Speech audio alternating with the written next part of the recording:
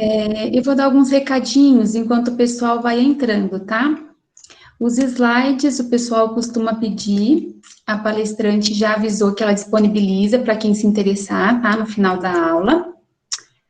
As perguntas a gente vai deixar para o final da aula também. E lembrando que quem precisar de certificado, no finalzinho da aula a gente vai liberar o link com forms para você colocar presença, tá? Então tem que colocar presença para receber o certificado. Bom, desde já eu quero agradecer a presença de todos, tá? Obrigada pela participação de vocês. Quero agradecer em especial a Aline, que gentilmente aceitou nosso convite. Muito obrigada, Aline.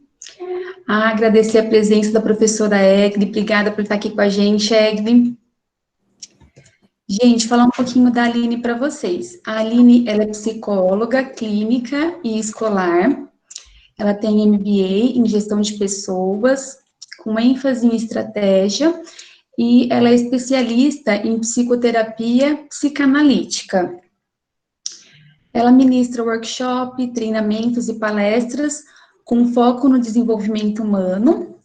Ela atua como diretora de desenvolvimentos da empresa AR Gestão de Pessoas, e ela atua há 14 anos na área de gestão de talentos.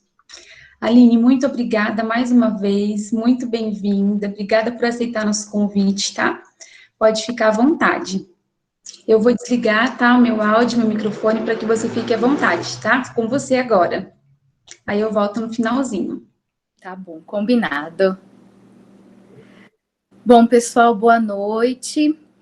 Como a Larissa me apresentou, né? Sou psicóloga clínica e escolar.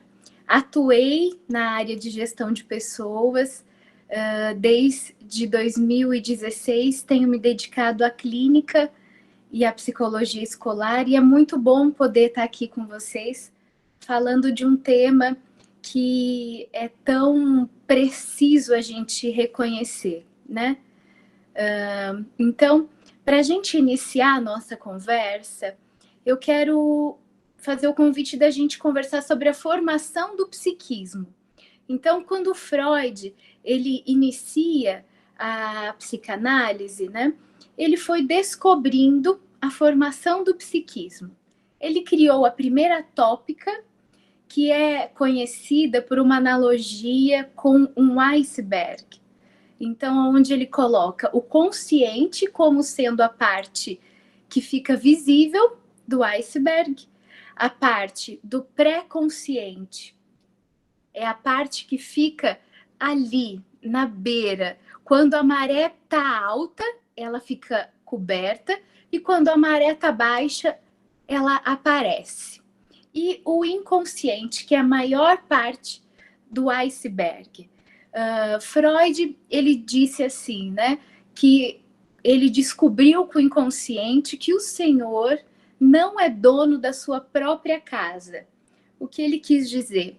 Que a nossa consciência, que seria esse Senhor, não é ele que comanda a nossa casa, mas sim o inconsciente.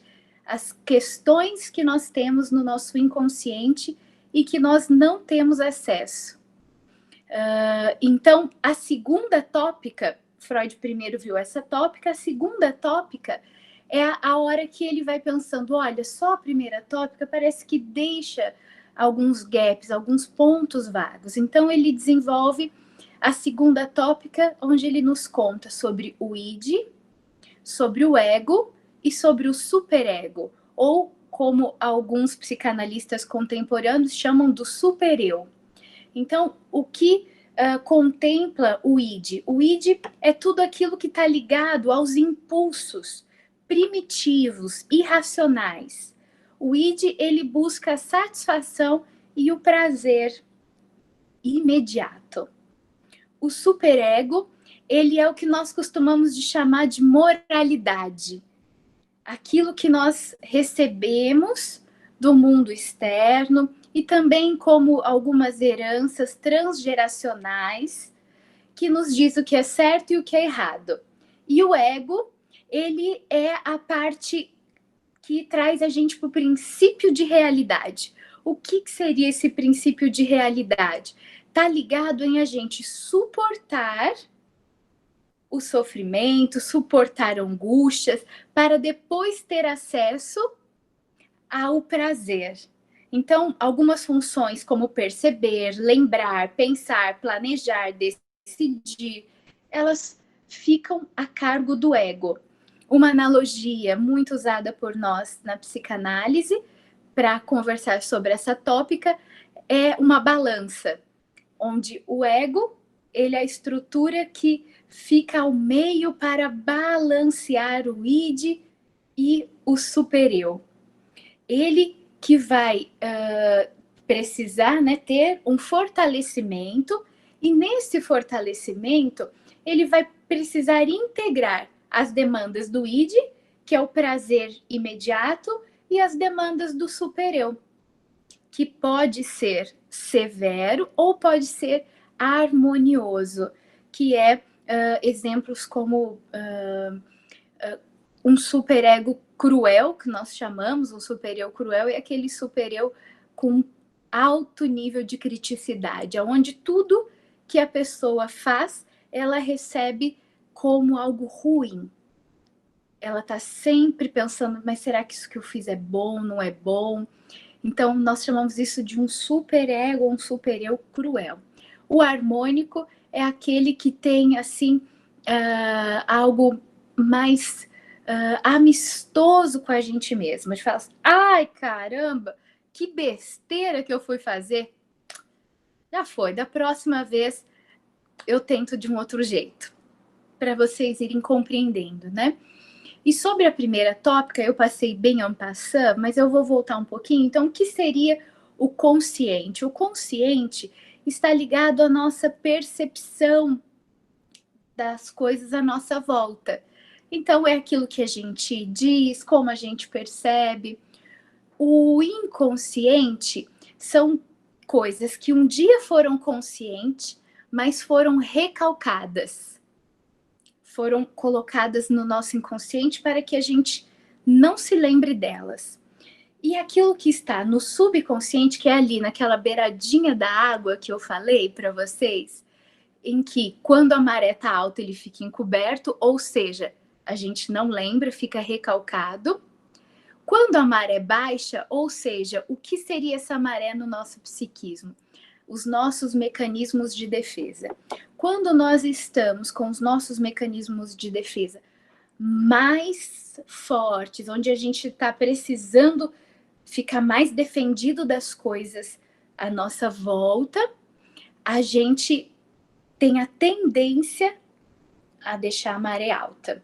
Quando a gente está conseguindo ficar mais com algumas angústias, conseguir conter algumas coisas dentro de nós, como a ansiedade, a tristeza, a maré baixa, e aí algumas coisas que estão no subconsciente ficam aparentes e a gente pode conversar delas, né?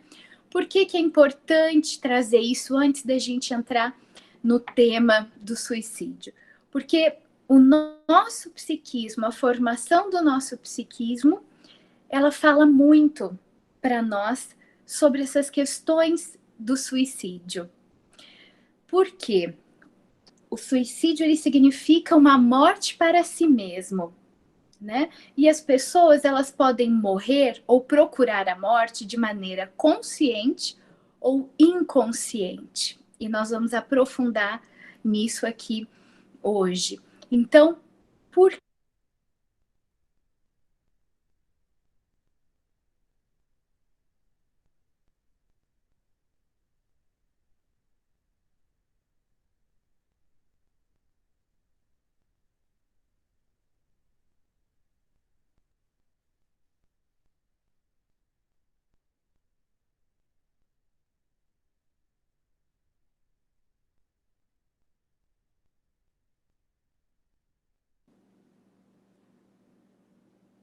Obrigada, alguém aí falou que o áudio estava desativado, eu já ativei. Voltou então?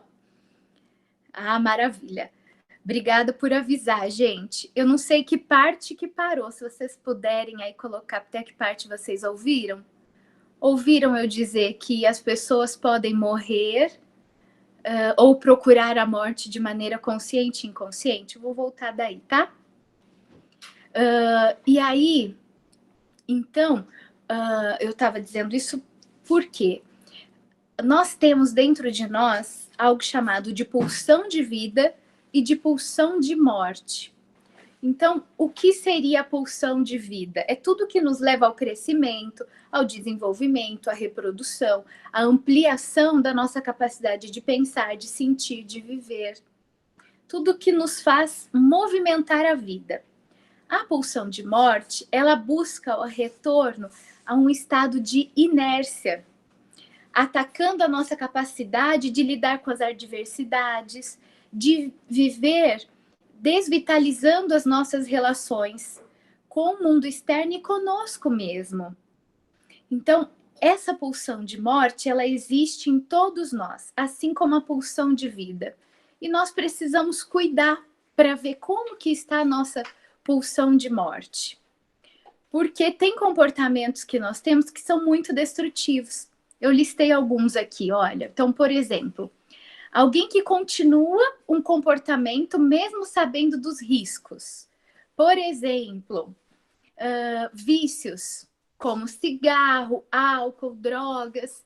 Então, alguém que faz o uso excessivo destas substâncias, sabendo o prejuízo que isso pode trazer para si, está no movimento suicida, porque está colocando ali a sua vida para que alguma parte dela se paralise. Outras pessoas, né, também que gostam de viver perigosamente. Pessoas que gostam de andar em alta velocidade, em se colocar em riscos, colocam-se em situações que pode ter um fim trágico.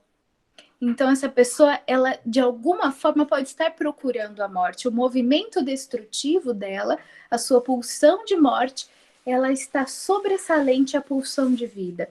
Outro movimento também destrutivo é o risco de vida de forma altruísta. Por exemplo, greve de fome por uma causa, pessoas que se colocam na linha de frente em uma enfrentamento, né, com a polícia, com o exército, por exemplo.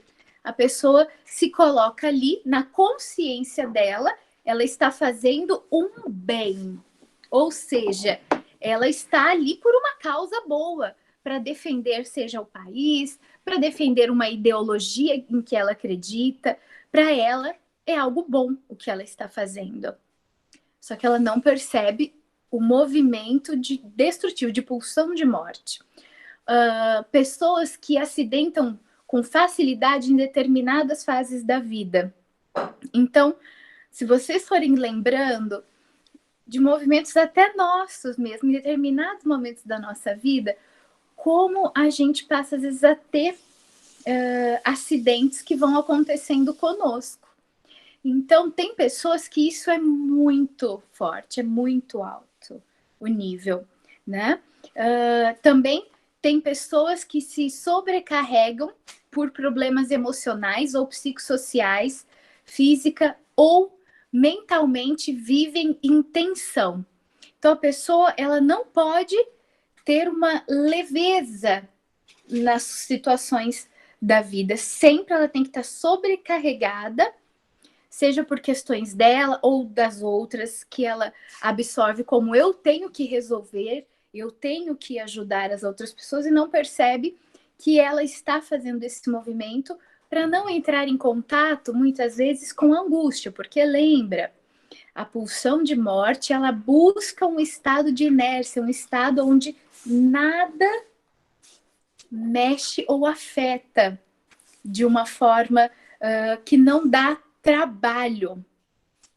Esse é o movimento da pulsão de morte, dos movimentos destrutivos. Que isso é um grande engano da pulsão de morte, né? Porque a pulsão de vida, ela precisa estar forte em nós para que tenha os movimentos. Então, quando a gente percebe que as nossas partes mais produtivas, férteis, criativas, estão ficando diminuídas, nós precisamos ficar atentos, né? O lado bom da pulsão de morte é a agressividade quando ela vem auxiliada da pulsão de vida. Por que que ela tem esse lado bom? Porque ela permite a gente se defender da hostilidade do meio que vive. E também para os recursos de sobrevivência. A agressividade, que não tem nada a ver com a violência, a agressividade, quando ela está amparada, auxiliada pela pulsão de vida, ela vem nos ajudar a ter iniciativa, a ter proatividade, porque demanda da gente um movimento de vida, de ir atrás. Então, isso faz com que a gente vá batalhando. E também esses movimentos de sobrevivência ligados à alimentação, ao sexo. Por que a alimentação? Porque a alimentação demanda uma certa agressividade para o nosso comer. O mastigar, ele está ligado a essas questões mais agressivas. E o sexo também, porque ele também demanda agressividade para que ele aconteça, que está ligado a questões de reprodução, de vida, não reprodução só da questão humana, mas na vitalidade que há ali nas relações. E aí, voltando, né, para essa questão mais específica do suicídio, então o suicídio ele pode ser considerado total ou parcial. Por exemplo, quando ele é consciente, um exemplo de uma forma de suicídio é a automutilação. Por quê?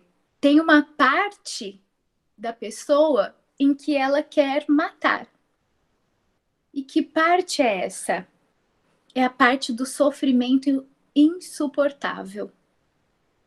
Então, a automutilação, ela é considerada em partes um suicídio parcial. E nós também temos, né, estudos que vão comprovando que essas questões da automutilação, elas vão fazendo com que a pessoa deixe de entrar em contato com o seu sofrimento interno e passe a sentir a dor, que também muitas vezes não é sentido como a dor tão intensa quanto a interna, que é insuportável.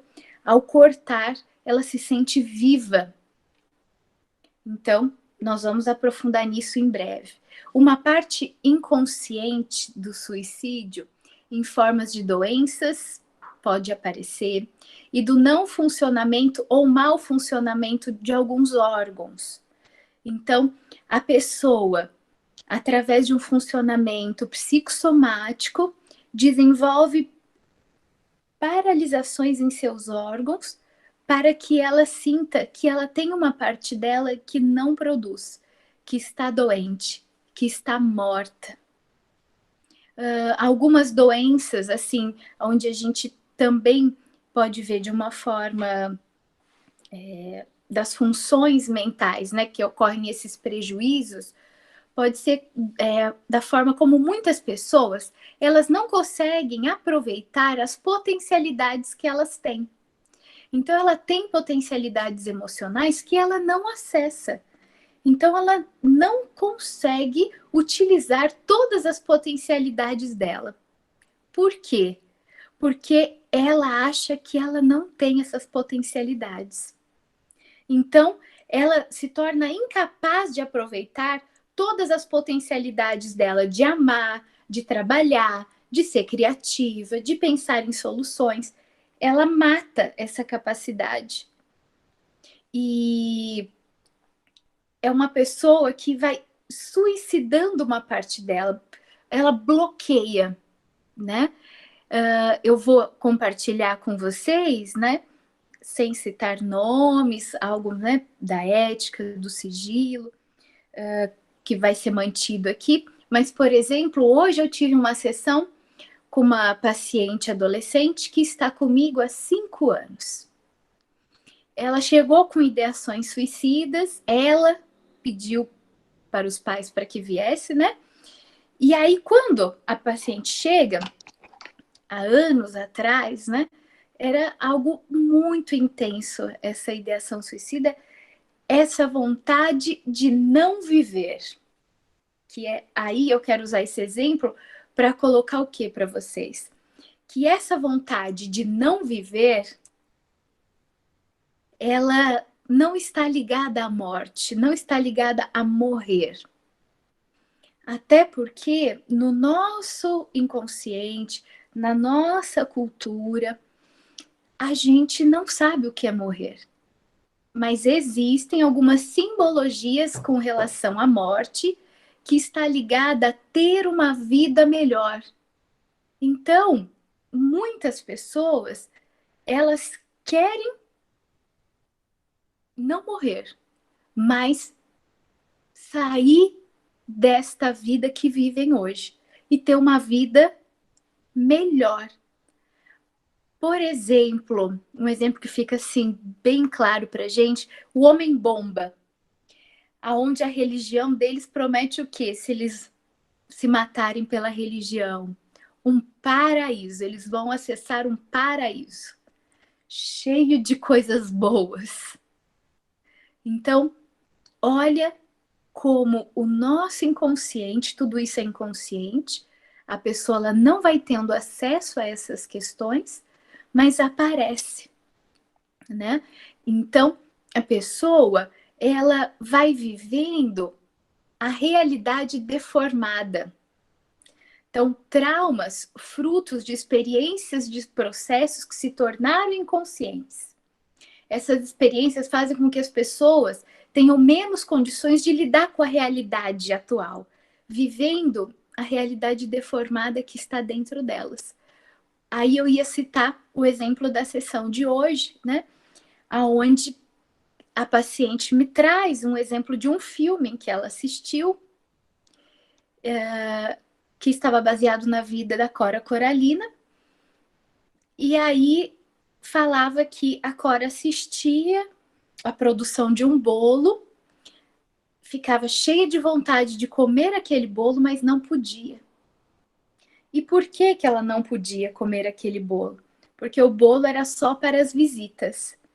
E aí as visitas vêm, comem aquele bolo, e quando todo mundo vai embora, ela vai para a mesa, mas come só as migalhas. Olha, né, que interessante. E aí, quando eu pergunto, né, o que ela achou disso, ela fala que se identifica com a Cora. Que a vida, para ela, só pode acontecer se ela ficar com as migalhas. Que ela não pode comer o pedaço de bolo. Então, o que esse funcionamento psíquico está nos contando? De uma pessoa que tem, né, um funcionamento que está com um super-eu muito crítico, muito duro com ela, e a pessoa vivencia um universo psíquico mais para o lado do ódio. E quando vem essas questões do ódio, né, que seria assim, quando a vida vem e frustra, a pessoa sente muito ódio daquilo. Ela não consegue lidar. Então, para ela tem que lidar com as migalhas. E aí vocês podem estar se perguntando, mas como que é essa questão desse funcionamento psíquico? Então, nós podemos colocar que nós temos, em partes, aquilo que é inato, que a gente nasce com o nosso funcionamento psíquico, e, em partes, nós temos situações em que nós vamos precisar ir lidando com o meio, que está ligado às questões com o nosso objeto primário. O que seria esse objeto primário? A nossa relação com a função materna, que é a primeira relação que a gente tem na vida. Então, quando a gente nasce, a gente já vem com algumas questões psíquicas. Aí Freud diz assim, que a gente precisa ter um tanto de talento e um tanto de sorte na vida. O que é essa sorte que ele traz para nós? É o tanto que a gente já nasce, já está internamente em nós, a nossa capacidade de lidar com a frustração, de enfrentar as situações de adversidade da vida. Isso está inato, porque a gente já vem assim. Vou dar um exemplo para vocês, né?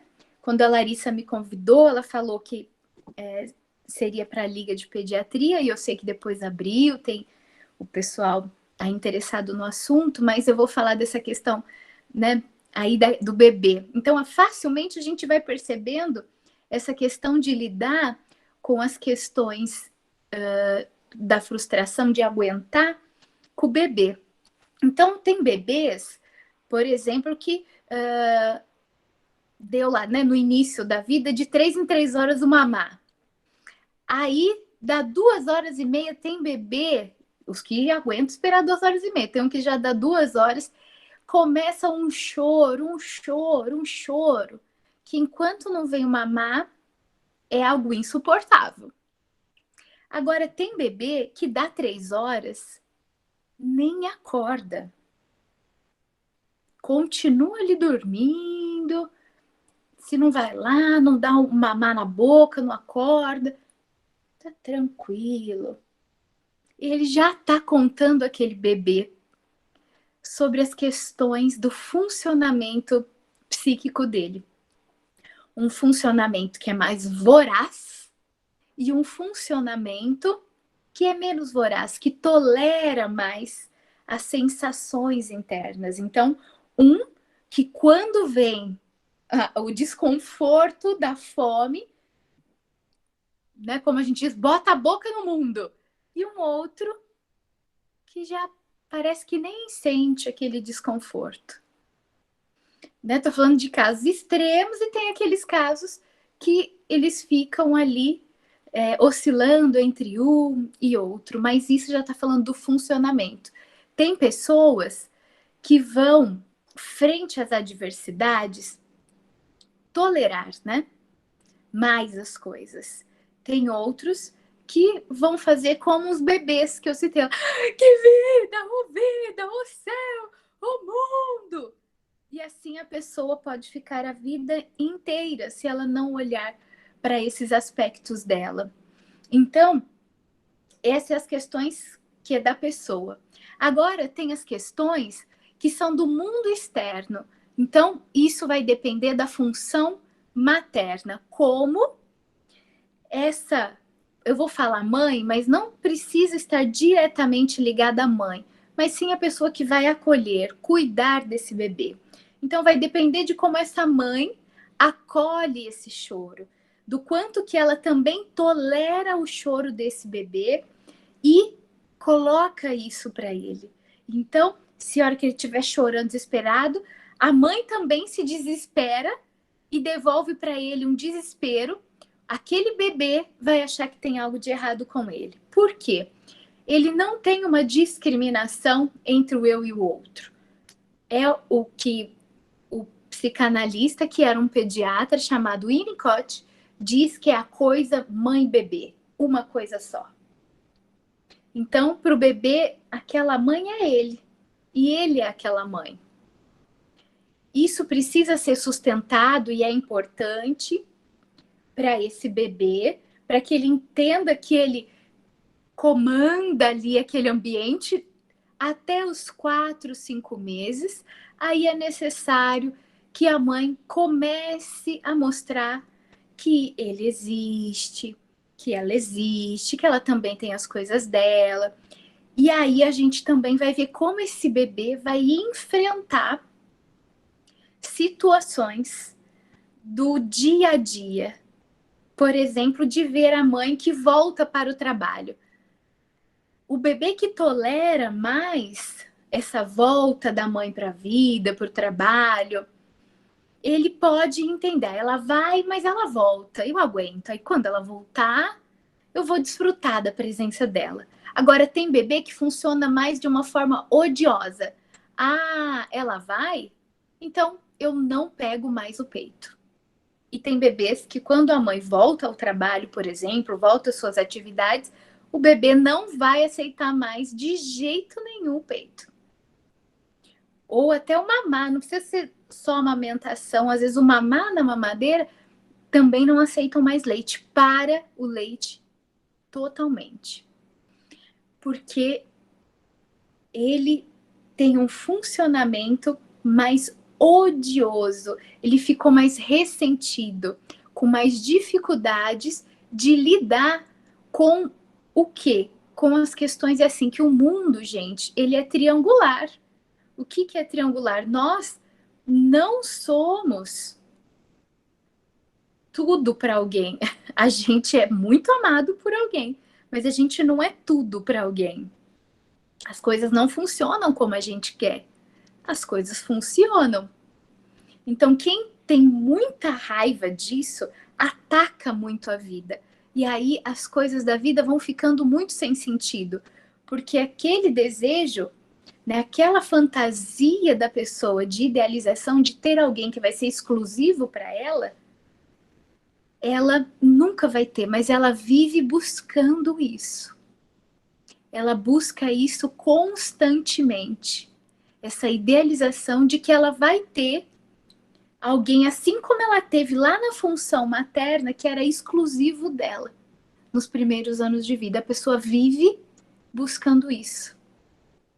E é um sofrimento, porque ela busca algo idealizado que não existe. E aí tudo passa a não ter sentido.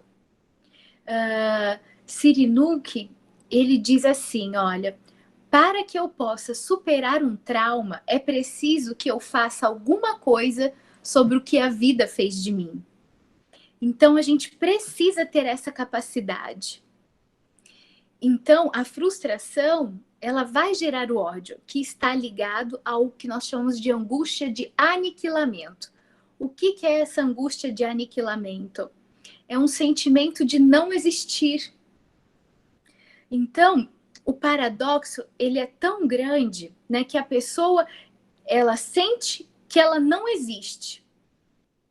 E aí, ela busca, devido à fantasia de um lugar, de algo idealizado, ela busca o quê? O não existir de fato, que é o suicídio. Então, olha que paradoxo que a gente encontra nessa questão do suicídio. Então, quando se vive, né, uma dificuldade de enfrentar, de elaborar lutos, a pessoa entra num luto patológico. E a pulsão de morte em reproduzir isso, igual eu dizia para vocês, que a pessoa vai buscar a vida inteira a relação primária mãe-bebê, em todas as relações dela, seja no trabalho, seja uma relação de amizade, seja uma relação amorosa, seja numa relação com o filho. Ela vai buscar essa reprodução, que tem que ser, hoje em dia, tem um nome que dão, aquelas mães tóxicas, que o filho é dela, ela não desgruda. Então, são pessoas que vão reproduzindo essas questões. E existem estudos que comprovam que em meninas adolescentes que têm essa dificuldade, que entram num luto patológico, que ficam com esse sentimento de não existir, elas engravidam, têm a gravidez na adolescência. Por quê? Ela estar grávida significa, de alguma forma, que ela está preenchida, que ela tem algo dentro dela. Então, aí a grande questão é, depois que o bebê nasce, ela vai reproduzir algo talvez transgeracional, porque nós também vemos que mães que não tiveram continente, que quando o bebê chorava, tinha alguma necessidade, elas se desesperavam no nível muito intenso. Isso é de não ter um continente para acolher aquele bebê naquele momento em que ele estava desesperado, né? Como que seria se acolher? Seria algo de tal, olha, eu não sei o que você está sentindo, eu não sei ainda o que é essa dor, se é fome, eu vou tentar aqui, vamos ver. E aí ela vai, ela dá uma mamar, ela pega um chá, ela faz uma massagem, ela pega ele no colo, mas ela tá ali. Ou aquela mãe que fala, meu Deus, você só veio para me atrapalhar, você não para de chorar. Isso é falta de continente. quando ela consegue estar ali com aquele bebê, mesmo angustiada e sem saber o que fazer, e sem jogar para o bebê a angústia, dizendo que a culpa é dele, o bebê também consegue vivenciar algo de forma que ele vai conseguindo acolher o que ele está sentindo. Então, mães que não têm esse continente, que projetam nos seus bebês e eles entram em desespero, vai ter uma tendência de ser mães que vão reproduzir isso transgeracionalmente. Porque elas não receberam, então elas podem reproduzir. É claro que com um processo de análise, de psicoterapia, a pessoa pode ir desenvolvendo, pode ir elaborando essas questões dela com a própria mãe e ir desenvolvendo esse continente para que possa reescrever, né, a sua história. Então, isso vai contribuindo para essa formação. Então, aquilo que aconteceu lá atrás, no início da vida, vai se reproduzir ao longo da vida toda, né? Então, tem pessoas que, para buscar esse preenchimento, para tirar esse sentimento de não existir, elas vão buscar nas drogas, no álcool, em todas essas coisas que podem trazer um preenchimento. E os meninos também, na maioria das vezes, tem algo de buscar em grupos, algo do pertencimento para preencher. Então, quando eles se acham poderosos, então, por exemplo, grupos de racha, grupos de desafios de moto em alta velocidade, eles estão se colocando em perigo, lembrando que o inconsciente, ele tem essa busca pela morte e sem perceber, mas sentindo que participando desse grupo, ele está preenchido, né? Então, algo também que eu acho que é muito importante trazer para vocês, que é assim, né? A pessoa, quando ela está, né, com esse sentimento e busca deixar de existir para que ela possa, né, ter aquele sentimento de fantasia da vida dela, né, de que ela terá um mundo melhor, estará no mundo melhor. Algumas vão ter uma fantasia, né, de que elas vão livrar a família do sofrimento, então elas estão sendo altruístas. Outras têm a fantasia de que se elas morrerem, elas vão deixar os pais culpados, né? Por exemplo, eu já tive paciente de ideação suicida, que estava no momento aparentemente mais equilibrado nessa questão das ideações, mas ao se sentir, né, que ali na sessão eu não era só dela, né, eu não era só daquela pessoa, que eu tinha outros pacientes, né, isso geralmente vai acontecendo perto do horário de acabar a sessão, e aí a pessoa me perguntar assim, algum paciente seu já se matou? E aí eu falei assim, nossa, interessante, por que da pergunta, né? E aí a pessoa dizer para mim assim, porque, né, imagina como não deve acabar com a carreira do psicólogo um paciente dela se matar. Que as pessoas vão pensar assim, que psicóloga é essa que o próprio paciente se matou? Né? Então, é um ataque, né, para ver se aquilo me desestabiliza e eu passo a ser única e exclusivamente dela. Porque a hora que acabar a sessão e ela ir embora, ela queria que eu ficasse com ela na minha cabeça. Que eu não deixasse de pensar nela, ficasse apavorada pensando, será que ela ia se matar?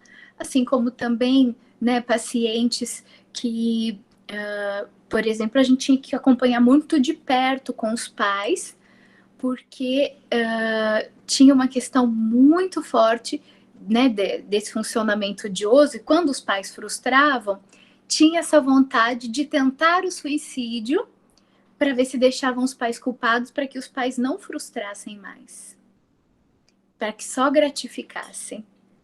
Mas isso também, gente, não vai adiantando, porque as questões estão internamente, né? Então, eu quero, assim, trazer, né, uma música para vocês, para que a gente também possa aí depois abrir para as perguntas, porque eu acho que é aí que fica rico as perguntas, que eu fiz uma explanação, né, de algo que pudesse trazer para a gente a possibilidade de pensar, e as perguntas que vão ficar mais legal para a gente conversar aqui. Então, eu quero colocar uma música como estímulo também, assim como as minhas palavras, para que a gente possa pensar no que uma pessoa que está com o sentimento de não existir, ela busca, né? A Larissa me falou que, se não me engano, a Carol vai colocar a música. Carol, pode pôr, por favor.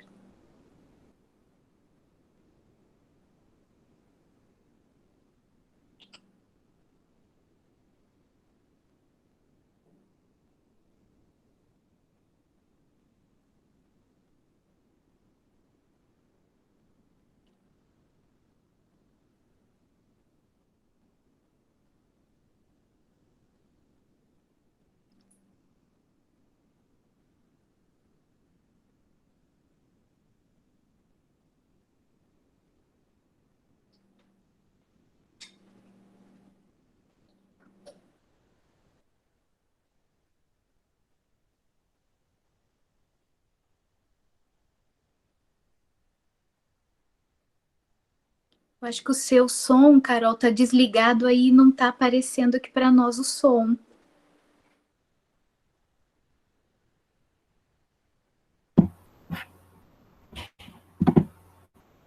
Acho que agora vai aparecer.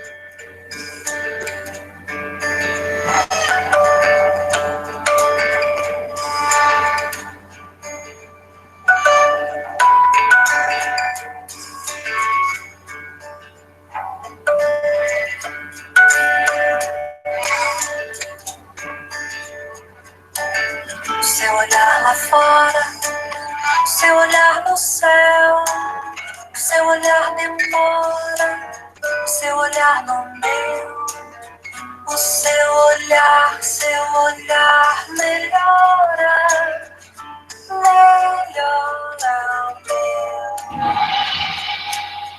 Onde a brasa mora e devora o meu, como a chuva molha o que se escondeu. O seu olhar melhora, melhora o meu. O seu olhar agora, o seu olhar nasceu, o seu olhar me olha, o seu olhar é seu. O seu olhar melhora, melhora o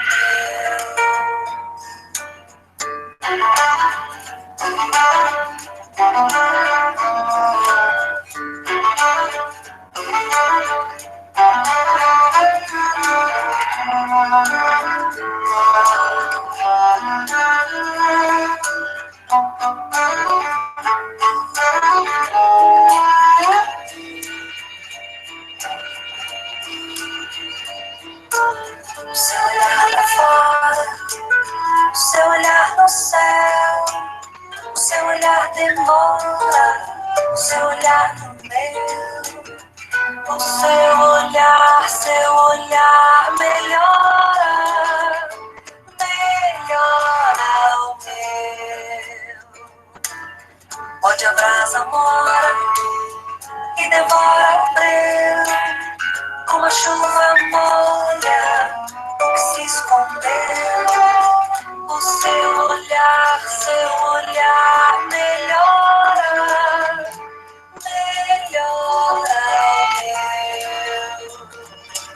O seu olhar agora, o seu olhar nasceu, o seu olhar me olha, o seu olhar é seu, o seu olhar melhora, melhora o meu.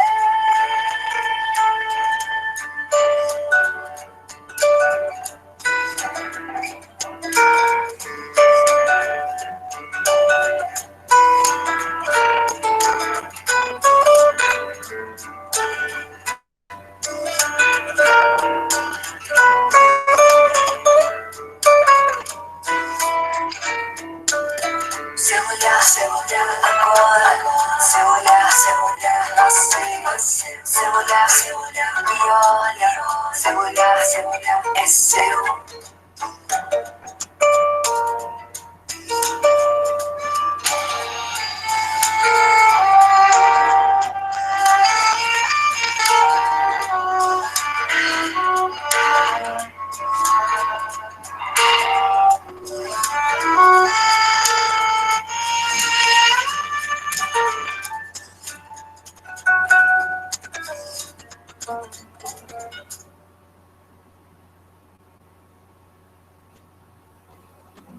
Muito obrigada por ter colocado a música. Então, a música, né? O seu olhar melhora o meu, né? O seu olhar, a forma como eu sou visto. Então, isso para a pessoa que tem um funcionamento mais odioso, alguém que tem um olhar para ela mais amoroso, isso melhora o olhar dela. Isso ajuda a pessoa aonde, né, aquele funcionamento mais odioso que está prevalecendo, a ele ir se equilibrando. E aí nós vamos também pensar no equilíbrio entre a pulsão de vida e a pulsão de morte. E isso ajuda. Então, o seu olhar, no meu olhar, melhora.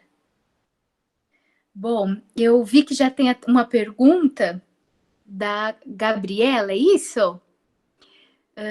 Que ela coloca assim, que você estava vendo que eu estava falando muito da mãe, né? Então, quando a gente fala da função materna e da mãe, não necessariamente que precisa ser a mãe em si, mas a gente fala função materna justamente porque é aquela pessoa que vai ter uma representação na vida da criança como o cuidador, o responsável, aquela pessoa que vai ter o olhar para o bebê. Então, não necessariamente é a mãe em si, mas é a pessoa que vai estar ali disponível para aquela criança. Porque até os 4 meses, o bebê ele precisa, né, ser Sua Majestade o bebê. Então, o bebê precisa que aquela família que está o recebendo, que aquele ambiente se adapte a ele, e não ele ao ambiente. Porque ele ainda não tem condições psíquicas para lidar com as adversidades que vão surgir. Então, ele precisa primeiro vivenciar algumas fantasias, algumas ilusões, como a onipotência, como ele sendo Sua Majestade o bebê, que ele manda naquele lugar. Então, ele precisa vivenciar isso, para depois viver a desilusão, porque aí ele já aguenta a desilusão de que ele não é Sua Majestade o bebê. Uns, como eu já citei, vai aguentar mais, outros menos. E aí, aquela frase que eu disse, né, que a gente vai precisar ver o que a gente faz com o que a vida faz com a gente. O que mais? Já falei muito, agora quero abrir aí mais para vocês. E, Gabriela, veja se eu respondi sua pergunta também. Aline, posso fazer uma pergunta? Com certeza. Primeiramente, obrigada, né, pela sua colocação, extremamente reflexiva e profunda, né? E avaliando suas palavras, me ficou muito uma mensagem, assim, de equilíbrio, né? Então, na verdade, eu acho que todos nós temos as duas coisas, e aí a gente tem que buscar ferramentas para que a gente não tenda nem a um e nem a outro, né? Que a gente viva de uma forma bem, bem equilibrada.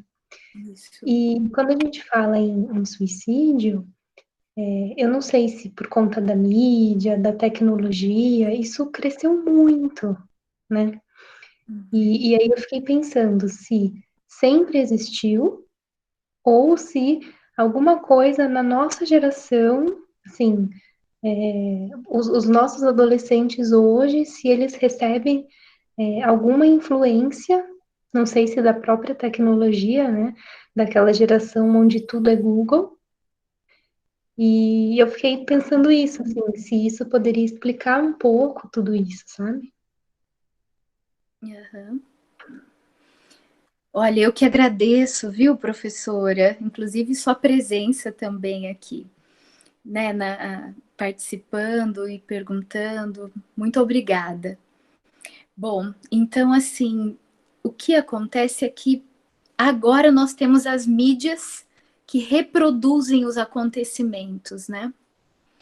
Mas há muitos anos, agora eu só não estou me lembrando se foi na Grécia, não estou me lembrando aonde foi, mas eu já checo isso para vocês e falo. Mas teve uma pandemia de suicídio entre umas meninas. E aí aquele Estado tentou fazer de várias formas para acabar com aquilo. E eles não conseguiam. Até que eles tiveram a ideia, então, de dizer que quem se suicidasse, eles iriam enterrar nuas. Então, fariam um cortejo com o corpo nu e as meninas que suicidassem ficariam expostas. A pandemia acabou de suicídio entre meninas. Por quê? Né? Eu estou citando isso para a gente falar disso, porque assim, foi uma pandemia de suicídio. Imaginem uma série de suicídios onde o Estado não conseguia conter. E por quê? Né? Que os estudos dizem que, na sua maioria, as tentativas de suicídio são de mulheres, né? E aí existe também um estudo que diz assim que as tentativas em mulheres, elas estão mais ligadas às questões assim com medicação, né? Porque elas têm uma preocupação com a parte estética muito grande. Então, falando dessas questões da mídia, daquilo que é superficial e aparente, que a gente pode entrar em contato com narcisismo, né? Narciso, né, o mito de Narciso se suicidou, né? Quando ele vê a sua própria imagem e ele se apaixona, ele cai no rio e ele se suicida, né? Então, já é algo que a gente tem na história já relatado muitos casos, né? Só que antes a gente não tinha um Facebook, um Instagram, aonde isso se propagava, né? De uma forma de viralizar. Então, nós estamos aí, né? Vivenciando a pandemia do coronavírus. Então, o vírus, ele se espalha. Então, hoje, as coisas que são colocadas nas redes sociais viralizam também. Então, eu penso que a gente não falava muito disso porque não viralizava. eram abafados muitos dos casos, porque pensando no nosso funcionamento enquanto sociedade, né? As coisas mais difíceis da gente enfrentar, nós temos a tendência de não falar dela. Até porque causa em nós também muita angústia. Então, o que nós vemos é isso, é que não tinha o viralizar das redes sociais igual tem hoje. Não sei se respondi, se ficou mais alguma dúvida. Eu que agradeço.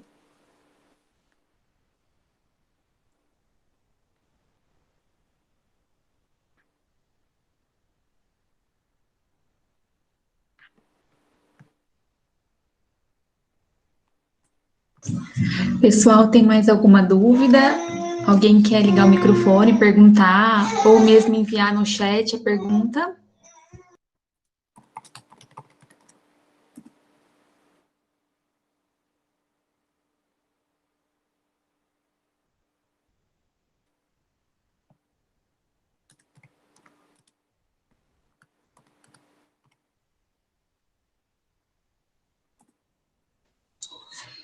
Gente, se ninguém mais vai perguntar, tudo bem para você, Aline? Quer acrescentar mais alguma coisa? Eu acredito que era isso que eu tinha, e eu queria ouvir como é que ficou para cada um, né? A respeito desses estímulos que eu trouxe para a gente poder conversar disso. Então, eu vou começar falando do que eu senti, e, pessoal, compartilhem também, tá? Eu aprendi muito. Eu não via o suicídio dessa forma, como você colocou, esse sentimento de vida e de morte. Eu não pensava que existia esse fragmento de suicídio, como você colocou, da pessoa se mutilar, é uma parte dela que ela está matando. Assim, para mim foi tudo muito novo, eu aprendi muito. E como eu sou uma mãe fresca, então eu já aprendi muito também, porque você falou dos bebês, a gente estudou na faculdade a teoria do apego, isso me remeteu muito à teoria do apego, que para mim também é conflitante, né? A gente não sabe até que ponto a gente atende as necessidades do bebê, até que ponto a gente deixa ele reclamar um pouquinho, para ele não sentir que ele domina a situação. Então, para mim, assim, tudo trouxe a reflexão e essa analogia com outros aprendizados que a gente vai acumulando, né? Eu agradeço muito, para mim ficou muito claro, aprendi bastante. Obrigada mesmo por esse tempo que você disponibilizou, por esse conhecimento. Obrigada. Pessoal, pode falar. Eu que agradeço, e eu me lembrei, né, até de algo assim, né, de um suicídio que é um marco na história do Brasil, que é do presidente Getúlio Vargas, e que mostra esse paradoxo entre deixar de existir, mas viver uma vida melhor, idealizada, que ele deixa uma carta onde ele diz: deixo essa vida para entrar para a história. Então, isso mostra esse paradoxo, né, de uma forma bem explícita, né? Sim, essa frase é muito marcante. Me lembrou agora dos vestibulares, quanto que a gente escutava essa frase quando a gente estava estudando, deixa essa vida para entrar para a história. E entrou, né, Aline? É exatamente isso que você falou. E tem gente que se suicida pensando no psicólogo, nos pais, em uma forma de se eternizar. Isso, de passar a existir, porque já que a fantasia é que a pessoa não está existindo. Professora Adriane, obrigada pela presença. Eu quero agradecer que você colocou. Eu que agradeço. Acho que tem uma pergunta aqui, né? Alguém pode me... se vai ter lista de chamadas, que a Tayla perguntou. A gente vai postar no final o link para assinar. Eu que agradeço. O pessoal está agradecendo a palestra, eu que agradeço a presença de vocês, né? E qualquer dúvida, né, estou à disposição. A Larissa tem meu contato. Vocês também podem mandar perguntas, dúvidas, através, né, do direct aí do Instagram, que eu estaria à disposição de vocês. Obrigada, Aline, mais uma vez. Obrigada, professora Adriane, professora Egli, obrigada pela participação. E agradeço a todos pela participação, gente. Cada um de vocês é muito importante para nós, né? Senão não teria sentido a palestra de um tema tão relevante. A Cindy já postou o forms, vocês precisam preencher, tá? Colocar presença, que vão receber o certificado também. Aline, obrigada de coração, um beijão, uma boa noite para todo mundo. Gente, obrigada, viu? Obrigada, gente. Um beijo. Beijo. Tchau, tchau. Tchau.